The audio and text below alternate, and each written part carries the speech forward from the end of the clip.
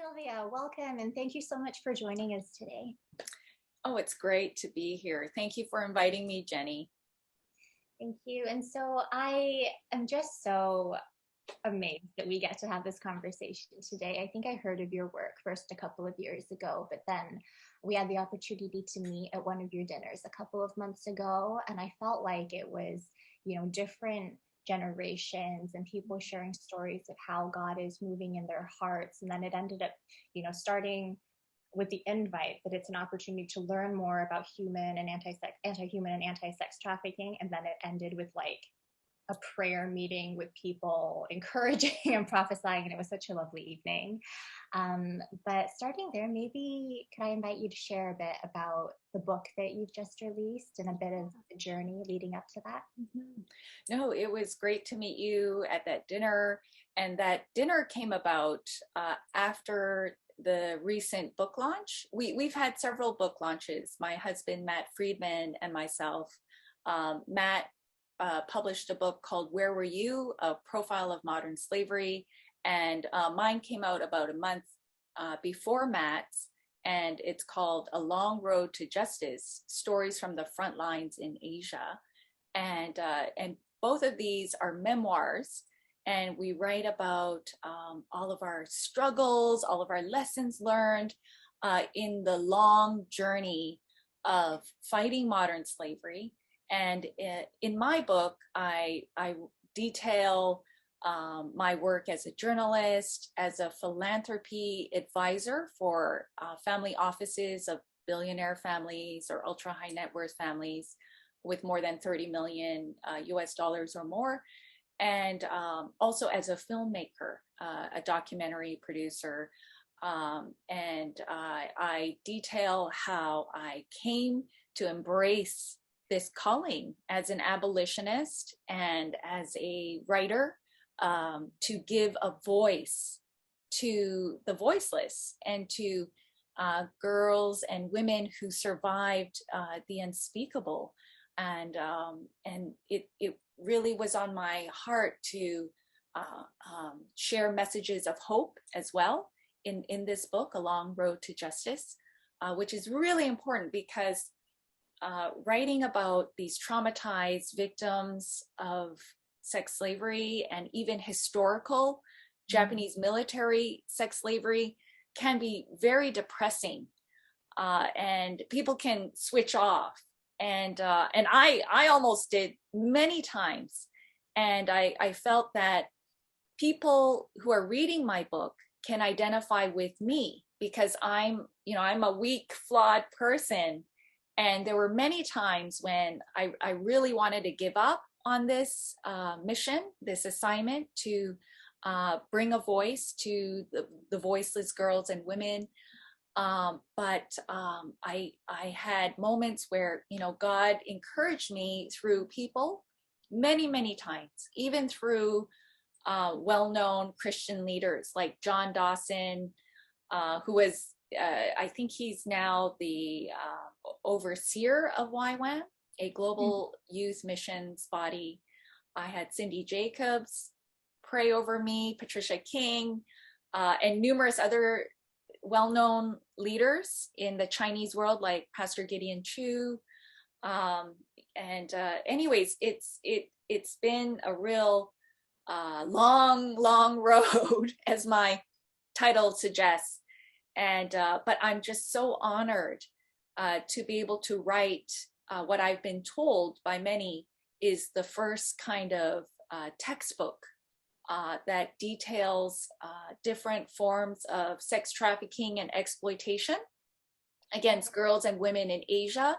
And it's really important to document these things, because if we don't learn from history, if we don't learn from what's been exposed, the evil against girls and women, then it will be repeated. I put out a call to action in my book, and it's especially for professional women. I mean, it's for both men and women, but my hope was that more Asian women would rise up and use the power of their choices and their decision making to help girls and women who had their choices stolen from them.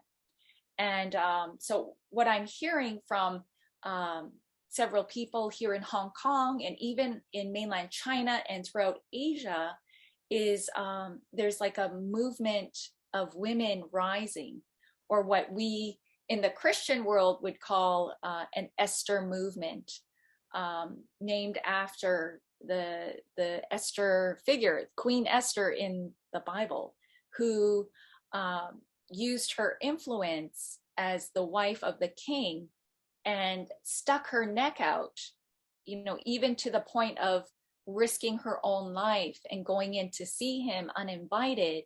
And her famous words is an inspiration, even centuries, millennia later: if I perish, I perish.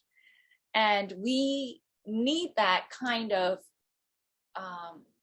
strength and faith and passion to be able to help bring an end to sex trafficking of women and girls and even boys in Asia and globally, all around the world. Thank you so much, Sylvia. I loved what you said about, like, if I perish, I perish. As you were talking, I was thinking about how, like, your journey, I feel, is inspirational to so many people, that you have like been faithful for like so many years and been through so many different like experiences in life. And I was wondering, that's nice experience. But they all I know what do you call, like, going into the darkest brothels? Yeah, it was an experience. It was a really scary experience. Yeah. But I love how you're also like passionate about like raising other women up and encouraging other people to like step into like the Esther experiences that God has for them. And wondering if you could speak more about how you started. Like, did you grow up in a Christian family? Were you always just this bold and willing to die for God, or how did your journey look like? Love the question. Love the question. I was a Christian from very young. Like I'd say even before the age of 5, I could sense there was a God, and this God loved me. And so I grew up in a Christian home, and on my father's side, my paternal grandma prayed for me a lot by name until she went to heaven. And my mom was a woman of prayer, and I grew up watching her pray, hearing her prayers in the closet, literally crying when I was, in rebellion mode in my early teens. I could literally hear her crying, and and during that period, she told me later on that she was going to early morning prayer and crying at the front of the church, where everyone kneels at the front. And she's like, hanging on to the wooden banister and loosened it so much because she's like, crying out for me to, stop partying and rebelling and whatever, God knows, whatever else I was doing when I was using a fake ID and getting into nightclubs at like 14 or 15 with friends who were a lot older. And so it's my mom, it's my husband, it's it's all of those early experiences in the church. Even my Sunday school teachers, I'd have to credit. There's something really powerful about hearing different Bible stories when you're young. And I remember in Sunday school, I must have been 11 years old.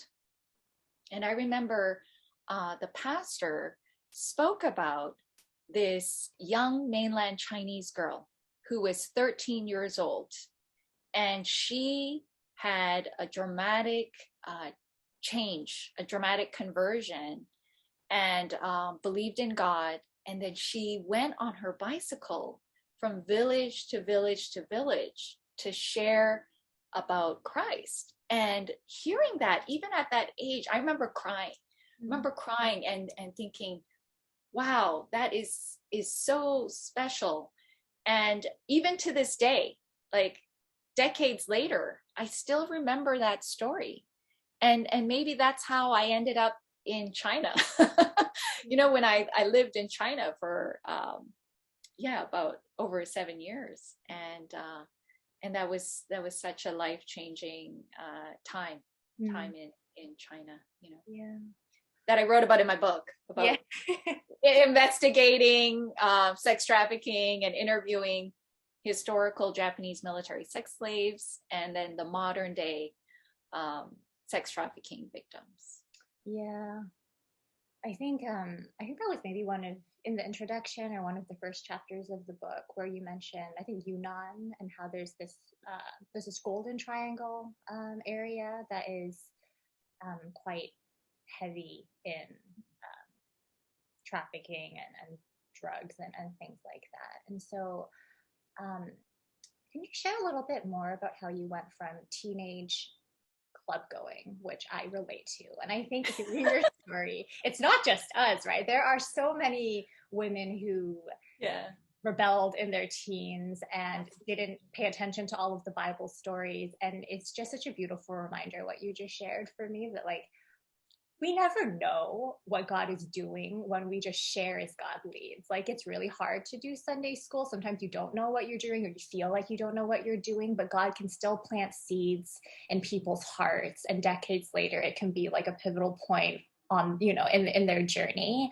And so I think that's just such a beautiful reminder that we don't have to put all that pressure on ourselves. We just enjoy, and I think that's something you mentioned earlier, like, we enjoy doing life with God. We enjoy getting to know him and obeying, and then he guides.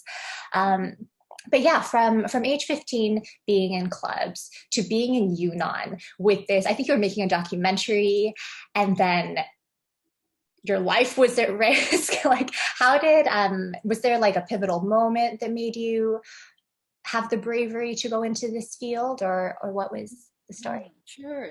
Okay, so I'll first start with so in my late teens, I began to drift away from the faith, and I stopped going to church in the 11th and 12th grade.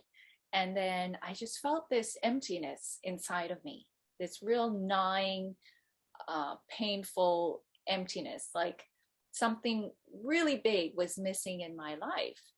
And I couldn't put my finger on it. No duh, right? even with not going to, it took me a while. And I think it was that emptiness that drove me to really seek after God again. And then I remember, I think on the journey back of investigating and wondering, is it God? And I met a lady on my campus at UBC, and she was a campus minister, and she told me about this missions opportunity in the Greater Bay Area, San Francisco. And she said, yeah, you can go. It's all expense paid. It was through the Southern Baptist Convention, believe it or not. And then I went, and I was exposed to real dire poverty in the projects in San Francisco and in other places. And I remember that was a very big turning point, because I just felt, being away from friends for a period of about 2 months, it forced me to confront myself and to really look deep inside of me, and to ask, like, who am I? What are the broken parts of me that need healing? And then one night, I just remember this so clearly in San Francisco, I just felt a real tangible presence of God, as I was praying and crying and realizing, wow, I'm a lot more broken than I thought. And that's when I renewed my commitment to God. And so after that trip, when I came back, I was a different person. So the minister, Susan, who had put me in touch with this college summer mission in the US program, she said, "Wow, you're glowing." And everyone said that I was glowing. And even at the church where I began to attend, they all said, "Yeah, there's something different about you." And but I remember thinking, wow, there's nobody in this church I can relate to, because I was, the quintessential party girl. and the other girls, not to criticize, but they were very bookish and very, not, I don't mean to knock that, but there was just no commonality, because I'm bookish too, but outwardly, I guess I looked like I was very worldly still. And then I pursued God at that time with all my heart, soul, mind, and strength. And then shortly after that, because I was volunteering with the youth at the youth group, and then they asked me to be the youth pastor or the youth director of the kids there. And I said yes. And then taking on a responsibility like that, even though I didn't feel ready, I didn't feel qualified or trained, but they felt it was me. They felt, I think you're the right person. And then I took that on, and then that also helped me go deeper. I love the many connections that God brings, along our journey. That's awesome. I didn't realize that you worked with youth for a period. Absolutely. Oh, and then I'll answer the second half of your question, which is, how did I get the courage to go into some of the darkest brothels in mainland China? I would say, gosh, it's a good question. I would say it was multiple things. I had gone through a rock bottom experience through a divorce because I married the wrong person. I rushed into it, and because I felt like at 30, I won't have many other chances, which is a huge lie. And everyone around me was getting married, popping out babies, and I was thinking, I better take this into my own hands, like Hagar and Abraham, or Sarah and Hagar. And so I made a very cold business decision, which I would regret and deeply. And I felt like, okay, here's this guy that I know, we've been friends for a while, and we look good. So on paper, why not? And then it turned out to be the wrong thing, because he ended up cheating on me, and we were only married for a year. And in hindsight, even though that was like a painful time, and the reason why it was painful, I have to clarify, it wasn't because I loved that person. It was because I had failed at something. And I was a real perfectionist at that time. And what I felt my superpower was in that season of my life was achieving, being perfect. And the performance orientation had never been burned out of me at that time, because our Asian parents, even though my mom was this amazing superwoman Christian, she still had the oh, you got an A minus. Oh. Okay, no, that's okay, that's good. And so it's like the subtle things, and it's part of our Asian culture to be performance oriented. And so anyways, to make a long story short, I now see that rock bottom experience as the greatest blessing of my life, because it led me to really seek what is worth dying for. What is worth laying your life down for in this life? And it really motivated me more than anything else to find my God-given purpose. And it's in giving my life away. It's in giving love. It's in being a voice for those who are really suffering. So the awesome thing was it took my eyes off of myself and put them on those who deserve it, on the hurting, the traumatized, those who were languishing in sex slavery. And so I wanted to use my talents and gifts as a journalist in philanthropy, advising. And so that's what I did. I mobilized. So I wrote about what was going on in different articles, in films, and then in my previous book, Silence No More: Voices of Comfort Women, and then now in this latest book, A Long Road to Justice, where I wrote it so that I can mobilize people and mobilize money, mobilize the donors to give and to help eradicate this injustice, this evil injustice against girls and women in our day and age. Yeah. Thank you for sharing so honestly and vulnerably. I think it's just so many times, maybe also in Asian cultures, where there's the concept of face, like you don't want to share things that were upsetting or shameful. It can, maybe people want to, but it's just not a comfortable thing. But then when we do share, and especially, like, come all who fear God and let me tell you what he's done for me, like God is when he's in these moments and we can share, like people can relate. And I think it's really, really helpful. So true. That's why I wanted to share the good, the bad, and the ugly, the ugliest things, because how can people learn if others don't share about what happened to them? And my husband said this in an interview with CNN's Christy Lou Stout the other day. He said that one of the main deterrents to other people,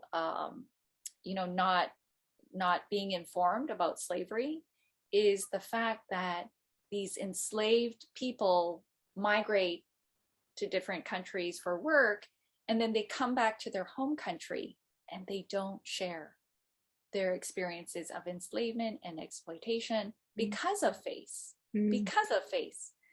And then, so what happens is other people end up going in the same pattern, right?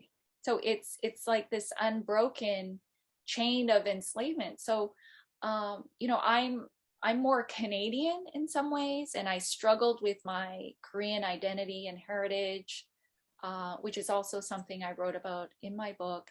And but I think it's the more Canadian side that won out. And I'm okay to share, what the deepest, darkest parts of myself. I'm okay with that. I'm okay.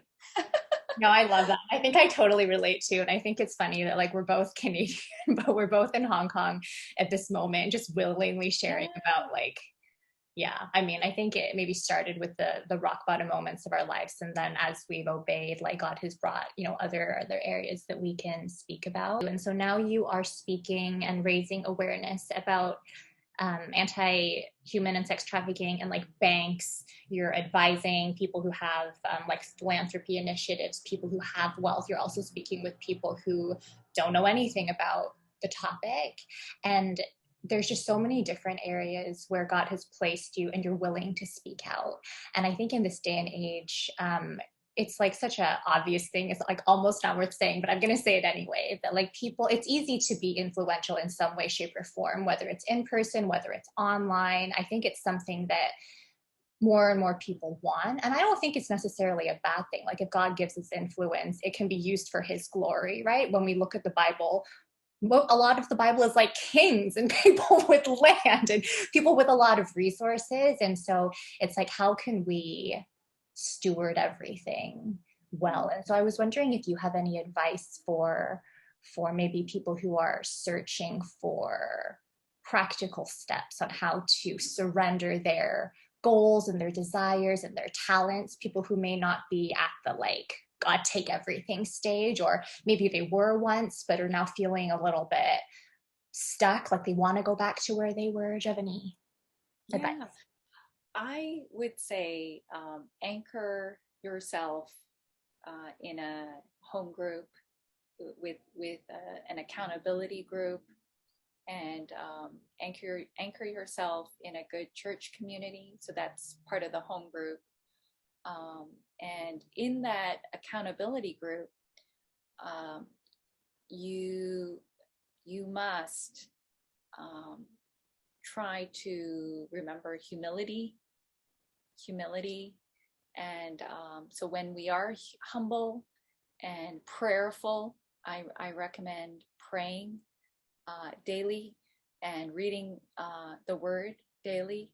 And as we have that intimate relationship with God, out of that is the overflow out of our hearts.